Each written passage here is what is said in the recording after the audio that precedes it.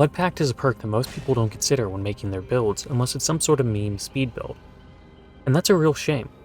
When it comes to solo queuing, I honestly believe this is a top 10 to 15 perk, as it's a perk that combines a little bit of what makes so many other perks good. For those of you that don't know what Blood Pact is one of Cheryl's teachable perks, which only activates if you or the Obsession are injured. When either of you are injured, both survivors are able to see each other's auras at all times in an indefinite range. The perk also grants 7% speed boost after either of you complete a healing action on the other, for as long as the two of you remain in a short range of each other.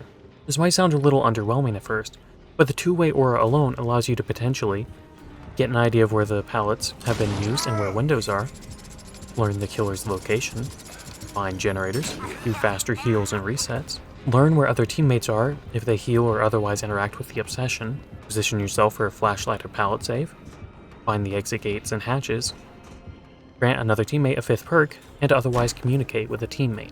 The best part is, while all of this is something that the perk does for free, that doesn't mean that there's a little bit of skill to using it to its fullest. When both you and the other survivor know how to play this perk to its strengths, you can coordinate on near survive with friends levels of coordination and pull off some really crazy stunts, leaving the killer cursing survive with friends while you and your new bestie run out the exit gate laughing.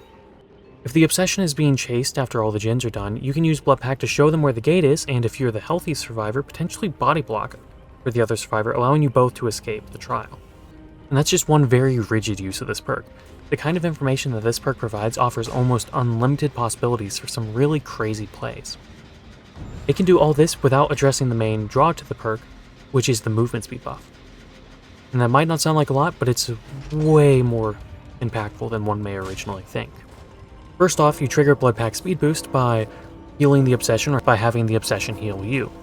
It doesn't matter if you were 99 or 0%, or if you were also being healed by somebody else at the time. This also applies whenever you're picking each other up from the down state. As long as you or the Obsession finishes the heal, the movement speed is applied to both of you, and is kept until you leave a 16-meter range from each other.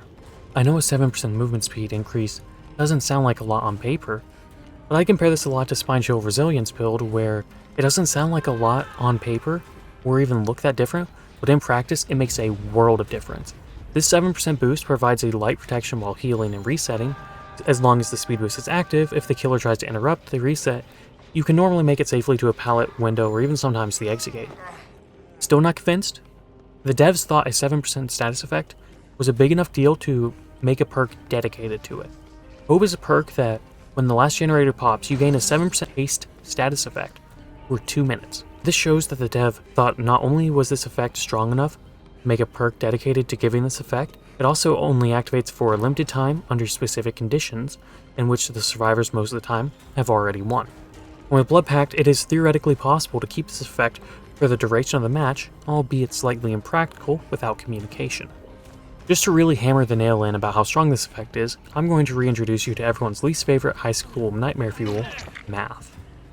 The survivor runs at 100% base movement speed, traveling at 4 meters per second, while the average killer runs at 115%, traveling at 4.6 meters a second.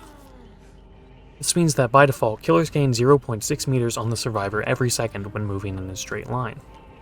If the survivor has a 7% haste status effect applied to their movement speed, it increases to 4.28 meters per second, almost halving the amount of distance the killer gains per second. This is all assuming a straight line.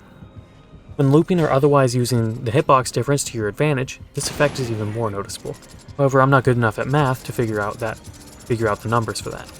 I had to have keys help me with the math already. I think even without the math on looping, you can understand the point I'm trying to make. 7% is nothing to underestimate, especially on maps like Hawkins, Midwich, and Larry's, where it's more than possible for a survivor to be looping the killer within 16 meters of a survivor doing a generator, totem, or other objective, especially considering that verticality doesn't count for a spaghetti code reason.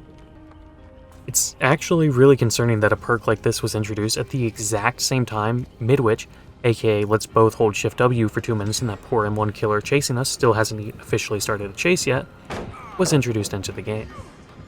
To reiterate the reason why Blood Pact is underrated in my opinion, is that Blood Pact in its simplest terms is a single perk that when used to its fullest can do at least a part of what all the following perks do: Aftercare, Better Together, Bond, Dark Sense, Empathy, Hope, Kindred, Self-Care, Spine Chill, Premonition, Wake Up, Windows of Opportunity, and also mimics the Wedding Ring add-on for the key, to a slight degree. Remember that not only does Blood Pact grant this ability to one survivor, but two. That's one perk slot to give all of this to half of your survivor team. There are two downsides to this perk. The first is that to be used to its fullest strength, it requires you to have a singular, good teammate. And that's already asking a lot, I know. The second is that if you're the obsession or they die, the perk no longer works, meaning it's not the best idea to bring perks that make you the obsession, like For the People or DS. Speaking of DS, it's honestly heartbreaking when the obsession is somebody who knows how to play around Blood Pact well, only for Nia to stab the killer, then die faster than OnlyFans come October, deactivating your perk for the rest of the match. To bring this to a final real-world comparison, bringing Blood Pact is like bringing a Swiss Army knife. While it might not be the best at one specific thing, you can always find a use for it, and so will your teammate. With all that said, happy hunting.